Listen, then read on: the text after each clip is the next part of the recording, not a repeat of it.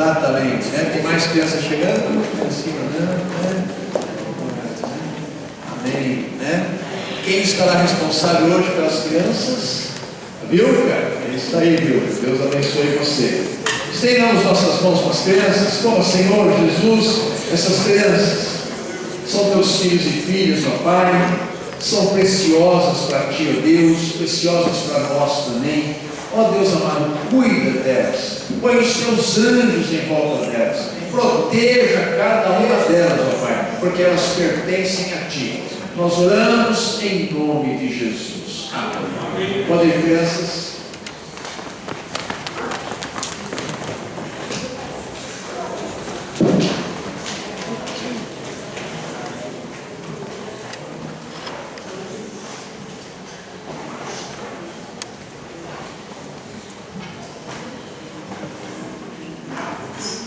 Graça e paz, queridos, queridas. É sempre um tempo de renovação e restauração do nosso ser quando nós nos reunimos em torno da palavra de Deus. As palavras que Deus tem para nós são palavras de cura, de liberdade, de compromissos assumidos, palavras que ecoam aqui na nossa finitude a eternidade de Deus. Deve ser ouvida com reverência, deve ser ouvida com o coração e a mente abertos, com ser disponível para aquilo que o sopro renovador do Espírito trouxer a cada um e a cada uma de nós nesta noite. Eu te convido a abrir o texto de Lucas 13. Nós fazemos a leitura dos versos 10 ao 17.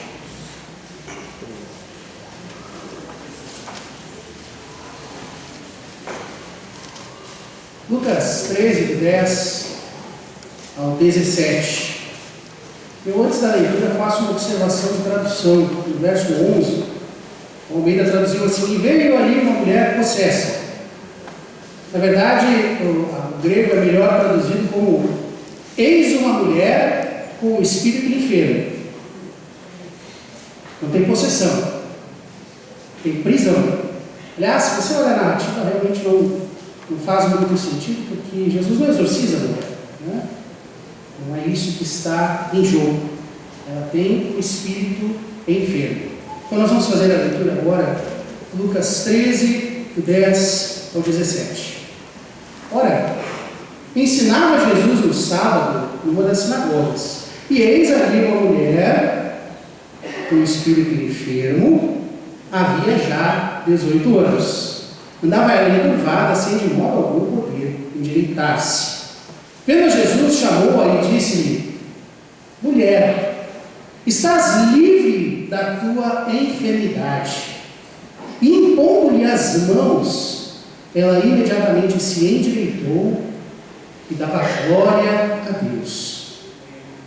O chefe da sinagoga, indignado de ver que Jesus curava no sábado, disse à multidão: 6 dias há em que se deve trabalhar. Vinde, pois, esses dias para serem estudados e não no sábado.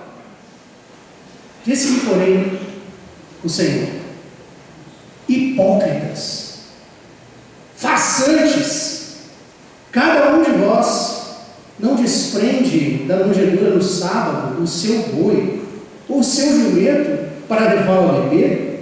Por que motivo, então, não se devia livrar desse cativeiro em dia de sábado esta filha de Abraão, a quem Satanás trazia presa há 18 anos? Tendo ele dito estas palavras, todos os seus adversários se envergonharam. Entretanto, o povo se alegrava por todos os gloriosos feitos que Jesus realizava. Amém. Fala, Senhor. Toca o nosso coração, toca a nossa vida, a saúde do Espírito Santo, pois queremos sair daqui restaurados por Ti. Oramos em nome de Jesus. Amém.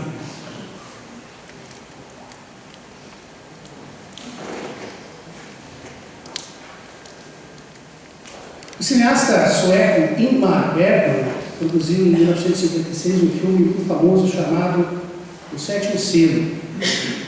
É uma narrativa muito densa, muito rica, tem uma sucessão de cenas muito icônicas, eu diria assim, antológicas. Mas eu quero destacar aqui a cena final, e que certamente ela é a mais célebre da obra, ela já foi replicada em outros filmes, já foi isolada em outros filmes, ela criou assim uma escola dentro do cinema. Há uma personagem no filme, o Yoff, que durante toda a narrativa tem visões. E quando está o filme já nos seus últimos momentos, ele arregala os olhos e olha uma espécie assim, de um despenhadeiro, assim, uma ladeira que sobe, assim, as pessoas caminhando de mãos dadas, quase no pôr do sol. E ele descreve o que ele vê para a esposa que não enxerga o que ele está a ver. Ele diz assim: Mia, a esposa, né? Mia, eu os vejo ali com o céu tempestuoso ao fundo. Eles estão todos ali. O ferreiro, a Lisa, o cavaleiro, o Raval, Jans, Skat e a morte. Ferre o Senhor e os faz dançar. Ele quer que segurem as mãos uns dos outros e dancem ao longo de uma linha reta. O ferre o Senhor vai à frente com a sua foice e a sua ampulheta. O bobo da corte fecha o cortejo com o seu mandolim. Eles se afastam da alvorada em dança solene, em direção às paragens tenebrosas. Enquanto isso, a chuva lhes limpa das bochechas o sal das lágrimas amargas. A mulher, né, diante dessa visão dantesca, grotesca, macabra, dá-se quase um cão e diz assim: eu sei suas visões.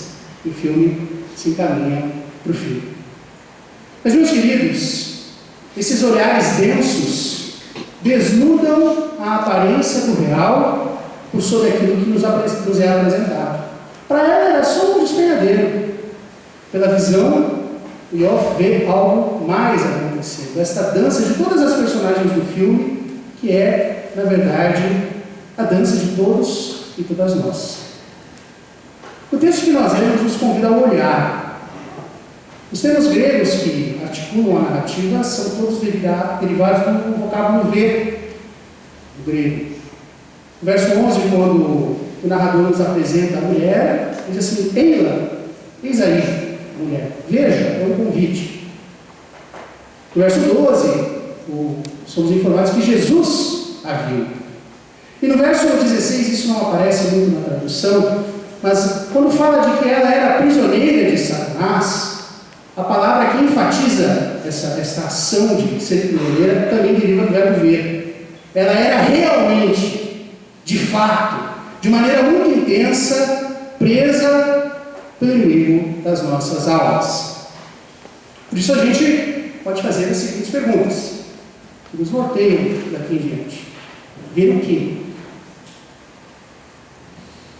Ver a quem? Como ver? Eu já arrisco uma resposta preliminar de que é essa palavra como ver que deve nos nortear, porque ela tem em si a noção de como ver, mas também de como mover, como observar, e também a ideia de que nós devemos somar os nossos esforços àquele que está movendo a vida, que é Deus. Você sabe que o corpo fala. Vocês já ouviram um livro famoso desse tipo. E nessa nossa narrativa nada é muito o que parece ser. Eu diria que aqui o corpo está produzindo música. O corpo, nesse texto, é uma partitura que precisa ser vista com bons olhos. Tem uma narrativa oculta ali sobre a superfície. E só a enxerga quem está afinado numa outra frequência. Aquelas pessoas que têm os olhos capazes de ouvir. Aquelas pessoas que são instrumentos musicais cuja afinação não é aquela padrão do instrumento. Os músicos têm um termo para isso, chama escordatura, palavra italiana, né? Que é desafinado, né? Literalmente, mas que na verdade é um recurso do qual se lança a mão, porque há certas passagens tecnicamente difíceis e você muda a afinação do violão, fica mais fácil, por exemplo, de ser devidamente executado. Mas alguns compositores fazem um uso artístico disso, que é um artifício cômodo, né, para nós, com o intuito de ressaltar e mudar o timbre do instrumento. Se você toca a mesma nota com a corda mais frouxa, ela soa um pouco diferente, para quem tem um ouvido para isso. O Gustav Mahler, ele pede por uma escordatura no violino solo, no segundo movimento da quarta sinfonia. E ele faz isso justamente porque o violino fica com um som mais fantasmagórico. Isso ressalta que esse trecho da obra que estou referindo é uma dança macabra. É uma dança da morte, que é um gênero musical, além de gênero literário, enfim, é todo um corpo de obras produzidas em torno desse tema da dança com a morte. E a ideia é que a morte está assim tocando aquele violino de maneira muito sedutora e faz todos se juntarem a essa dança.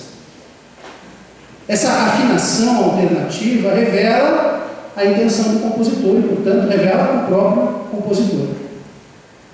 O corpo dessa mulher revela o quê? A postura daquela mulher arqueada é um indicativo para Jesus de que há cordas que estão ou frouxas demais ou apertadas demais na sua vida. A postura demonstra um compositor um pouco macabro que precisa ser denunciado e trazido à frente. Há um impostor se ocultando sob a aparência da normalidade, mesmo que essa normalidade dure 18 anos ou mais, como é o caso da mulher. Nas ruas, nos nossos templos, em todos os lugares, esse impostor está agindo. E aí, claro, quem teria um apetite assim tão voraz a ponto de transformar tudo em buraco, com o intuito de que todos e todas nós caiamos nele inadvertidamente, de mãos dadas, o quanto antes? Quem seria? É interessante que, ao ver aquela mulher, Jesus ouve um lamento fúnebre. Ela está numa posição quase fetal, encurvada. E para Jesus, este fetal dela soa como fatal. Aquela mulher está sendo visitada pela morte. Que cordas estariam vergando? Que cordas estariam vergastando, chicoteando? Que cordas estavam gastando o seu som? A gente precisa prosseguir na busca dessa melodia que é de difícil audição. E para isso nós precisamos considerar que quando a gente não tem uma referência tonal muito clara, é muito difícil afinar qualquer coisa. Nós temos, afinal, uma dificuldade muito grande em produzir qualquer som afinado em meio a ruídos, cacofonias e sons desordenados. Você já tentou cantar do lado de uma pessoa que está rachada? Quem canta em coral tem desespero de ficar do lado. Eu já vi uns casos assim, né? Aquela pessoa ali que está por amor à música e está ali porque os outros a amam muito também, né? Difícil você manter a sua linha melódica se há ali alguém dando um tom totalmente atravessado. Isso é uma pergunta importante. Quando tudo é morte, como a gente vai cantar a vida? A mulher somos nós, todos, todas. O lamento dela é também o nosso. E como tal, ele é indistinto em meio a uma multidão ruidosa. Todos nós, de certa maneira, também temos essa desafinação interior, que é parte do nosso ser. As cordas que desafinavam o som dessa mulher e finavam a vida dela, são as mesmas que nos prende. Então, como nós vamos nos desemaranhar dessa loucura toda? Como nós vamos dar voz ao som autêntico que Deus nos fez para produzirmos?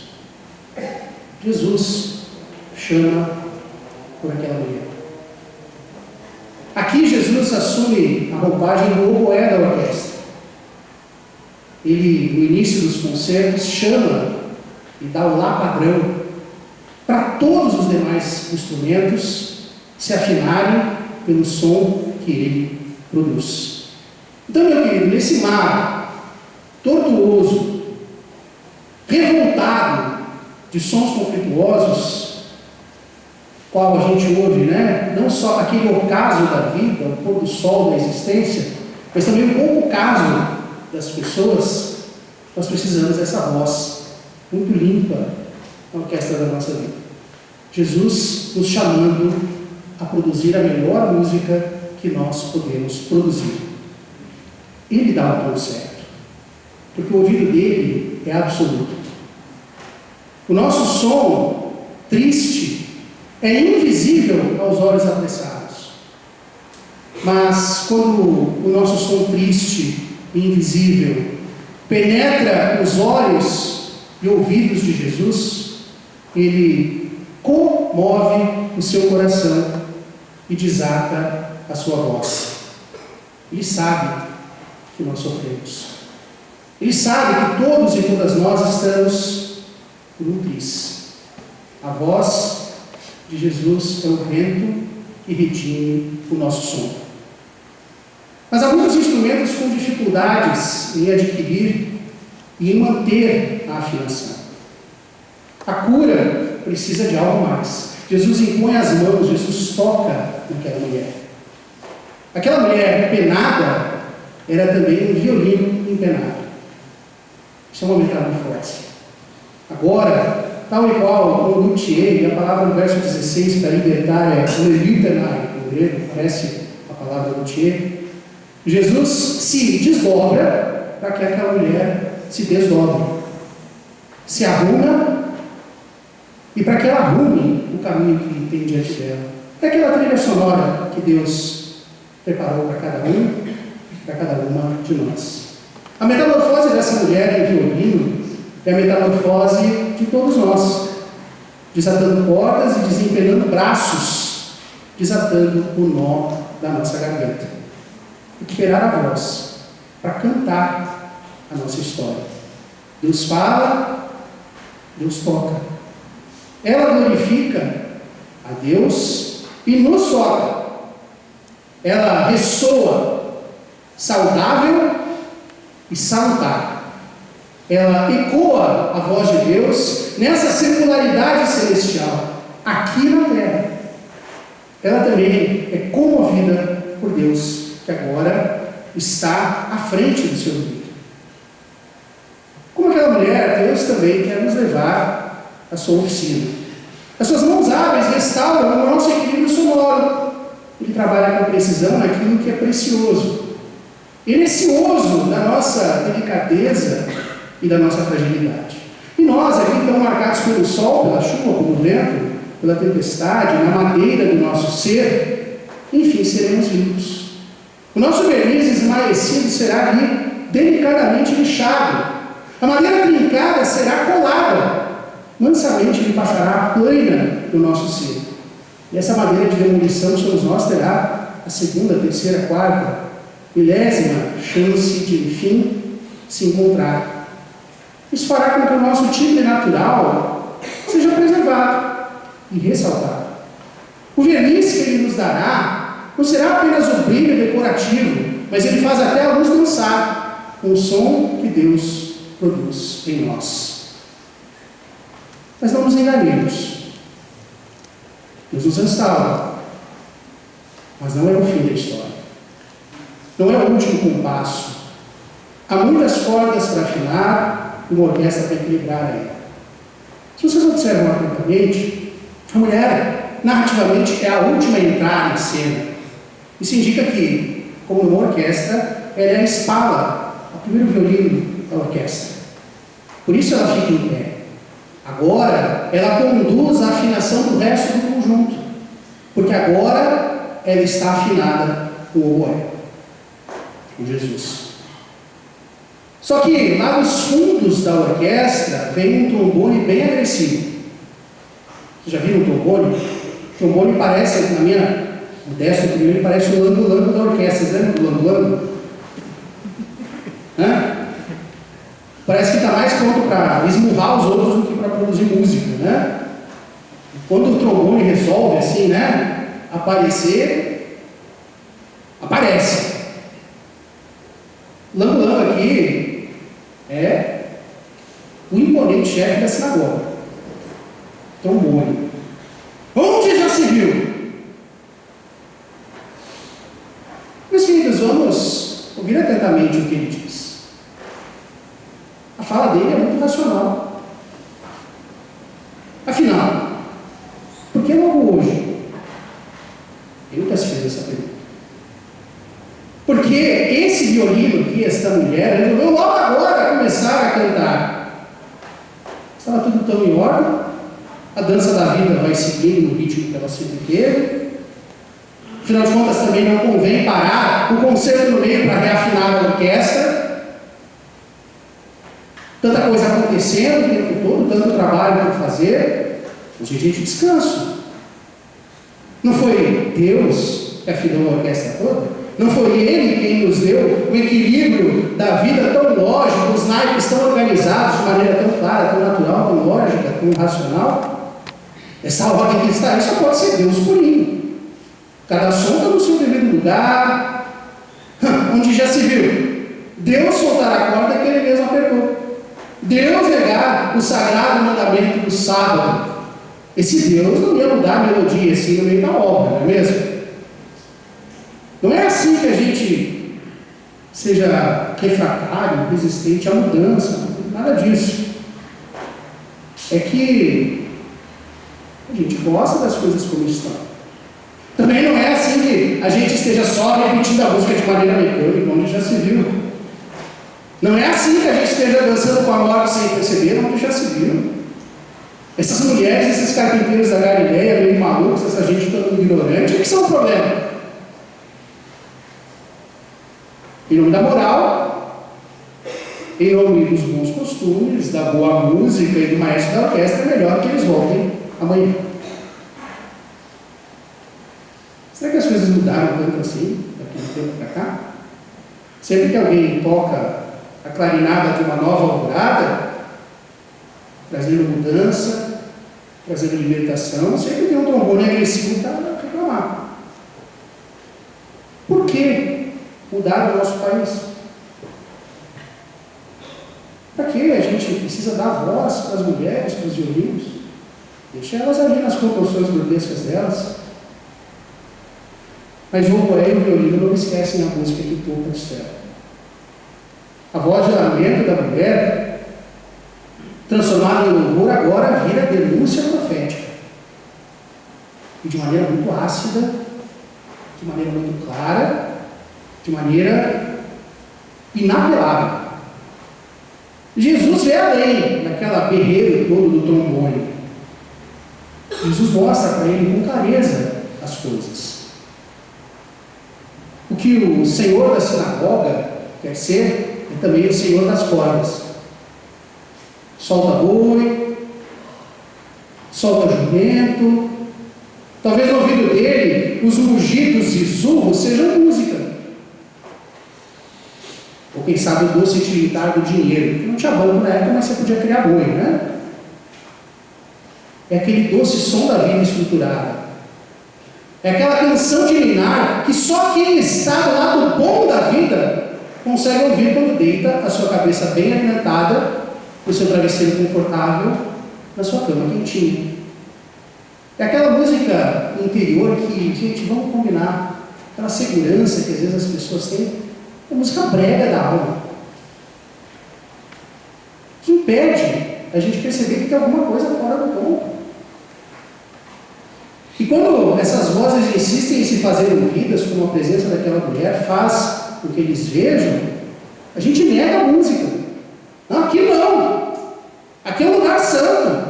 Hoje é um dia especial. Aqui Aqui só toca música de elevador, nem que eu preciso gritar. Esse trombone da sinagoga agora quer assumir o posto de chefe de naipe de cordas e assim comandar a orquestra toda na ausência do maestro. Ele não percebe que o som que ele toca foi orquestrado pelo pai das farsas, Satanás. Ao defender a sua posição e os seus privilégios, e ao silenciar aquela mulher, em nome de Deus, a se dispor a defender o sábado de maneira tão agressiva, ao pretender preservar as coisas como estão, ele, de Senhor das cordas, está se colocando nas mãos do Maestro dos Infernos. Há um legado em jogo. Há muita coisa além do sábado, há muita coisa além do espaço público da sinagoga. Está em jogo também a história do patriarca Abraão, o pai. A música de Jesus traz lugar para a gente reconsiderar o pai mais comprometido da vida. Ele é uma figura gloriosa, pai da fé, amigo de Deus, deixou tudo para seguir o Senhor, por isso ele é o nosso patriarca. Mas ele também é alguém que, diante das pressões da vida, permitiu que a sua mulher fosse abusada em um harém pelo bem da civilização. A tenda na qual ele morava, da qual Deus lhe tirou um dia para ver as estrelas do céu, aquela tenda foi maculada pelo estupro da escrava. Abraão encarna a tensão da nossa fé. A morte e a vida estão ali, dançando dentro de nós. Ele tem 2 filhos gêmeos, que cada um à sua maneira dá a tônica do nosso conflito, do nosso mundo. As nossas cordas que podem dobrar, que podem deformar, que podem empenar e desafinar em nome de Deus. Mas também as mesmas cordas que podem promover música e vida abundante onde quer que elas soarem. Nenhuma dessas 2 personagens do texto tem nome, porque elas somos nós.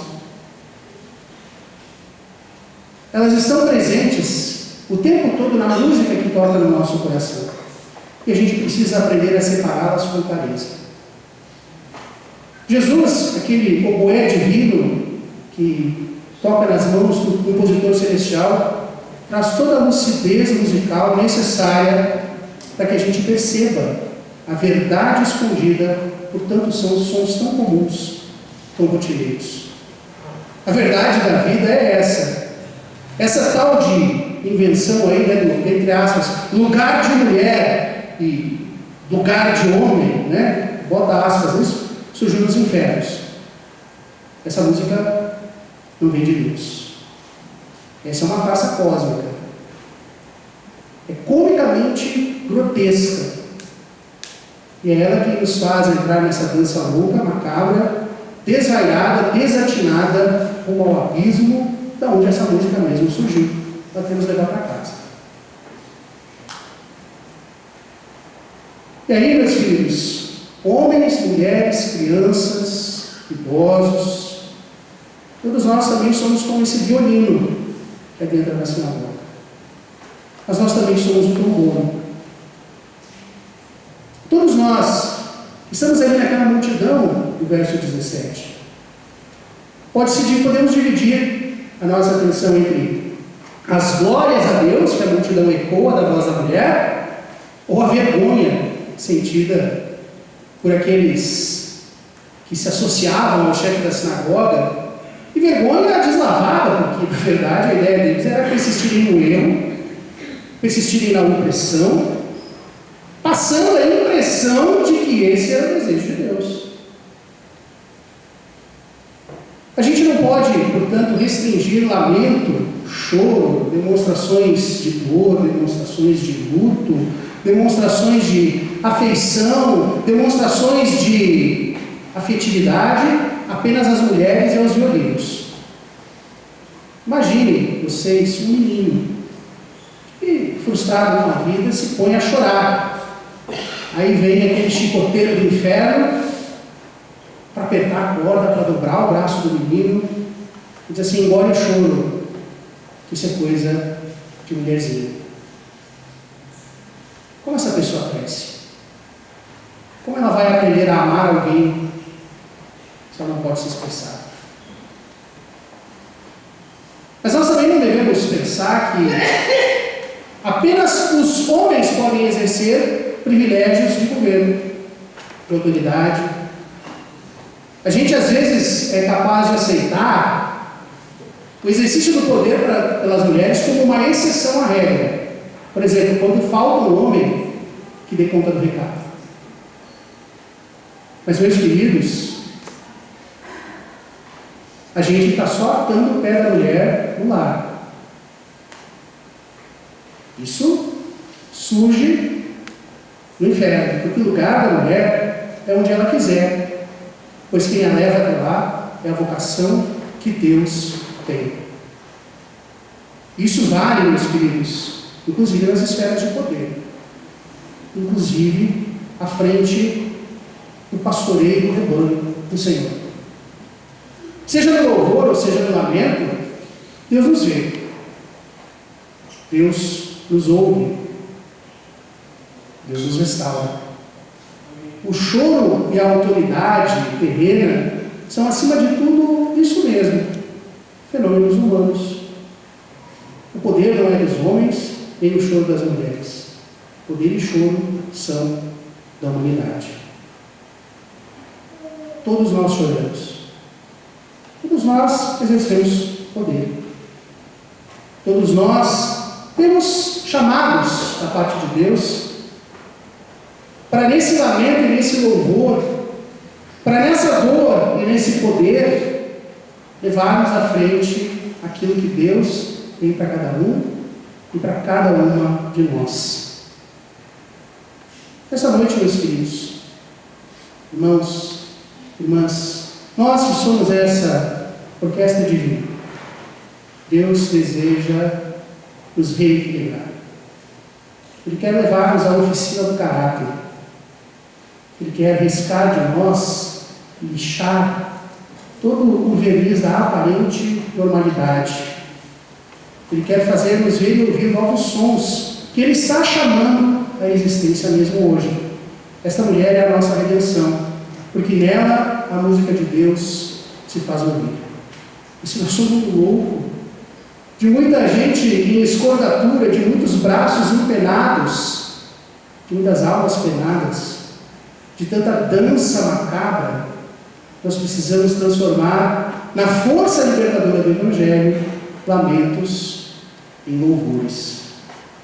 Desatar o nó da garganta, reconhecendo que na liberdade de uma mulher, Deus nos recria a todos.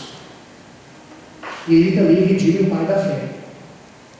Deus nos brinda com a música desta mãe da fé.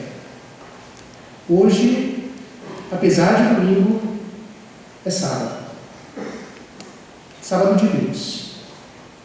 Sábado de paz e de mães da fé. Sábado de cura. Sábado de libertação. Sábado de música. Nós vamos agora cantar. Ouvir o ministério de louvor, se colocar à frente, para dar voz à nossa dor, ou para dar vez à nossa esperança. Cante aí onde você está, pedindo que o Senhor te renove, que o Senhor te restaure, que o Senhor reafine as suas cordas, que o Senhor reafine o seu olhar, e que você possa produzir o melhor som da sua vida para Deus. Que Ele restaure todo o seu ser, e que você dance com a vida, que você dance para a vida, que você largue toda a aparência normal em favor daquilo que é real, daquilo que Deus te chama a ser e a fazer. Vamos nos colocar em pé e juntos entoar este cântico. nome do Senhor.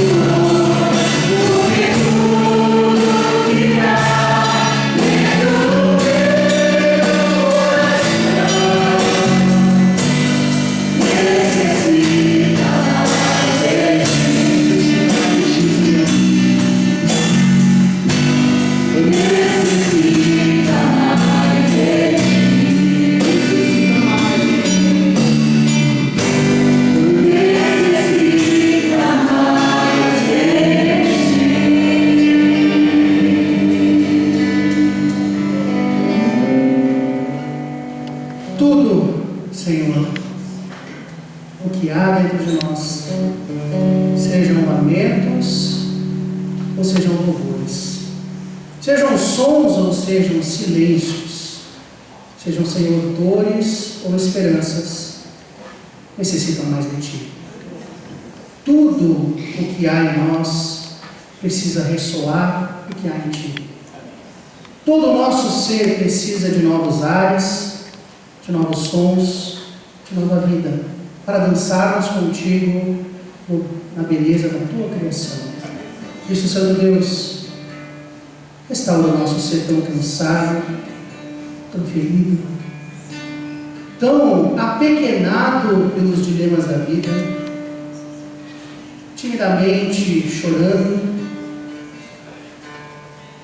nos contentando com o silêncio, que não foi o Senhor quem nos impôs, nos contentando com um lugar que não foi o Senhor que preparou para nós, nos contentando a esta doença do corpo e da alma, que não foi o Senhor quem nos trouxe.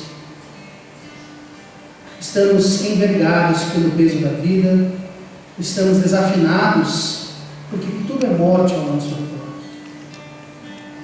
Mas nós ouvimos nessa noite a Tua voz.